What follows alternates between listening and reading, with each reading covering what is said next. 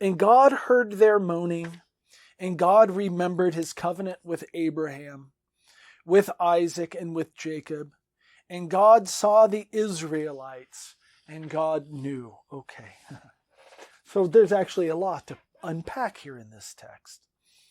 The Israelites groaned from their bondage and cried out. And we've seen this before, the crying out. Where do we see it? We see it with the death of Abel as the blood cries out to the ground. Where did we see it in the book of Jonah? Their wickedness cries out to me. Where did we see it in Genesis? Sodom and Gomorrah, the injustice, the wickedness cries out to me.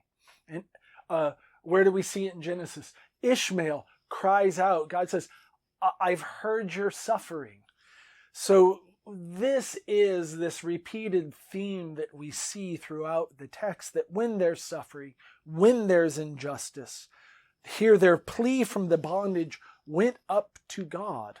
And notice we're using anthropomorphic language here. And one of the rules, I try to teach my students is, when you're reading scripture, never mistake the literary for the metaphysical. What I mean by that is, you don't want to make metaphysical, ontological statements about God based on literary, anthropomorphic details.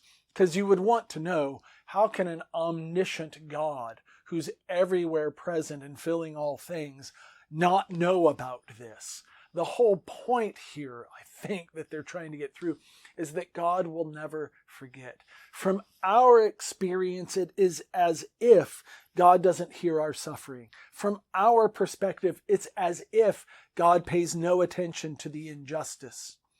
And so what the text is trying to make clear is that, in fact, God does hear. God heard their moaning.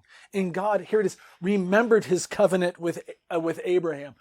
Again, if you make the mistake to go, how could God forget his covenant if he's omniscient? The whole point is right. He had that relationship, and it turns out he will never forget. It's what he promised there in Genesis. What you really get here is kind of a restatement of the covenant that Israel and God have between each other. And even more importantly, he names the three patriarchs. He remembered his covenant with Abraham and his son, Isaac, and his son, Jacob, and Jacob's 12 sons. Where did we begin chapter 1 of Exodus? With the naming of Jacob's sons. This is going to become important here in chapter 3 when we actually get the name of God. I am who I will be, or I am that I am. And I'll give you another variation on that. And here it is. And God saw, here it is, the Israelites. Oh, what a thing of beauty, because what have they been called up to this point? They've been called Hebrews. Even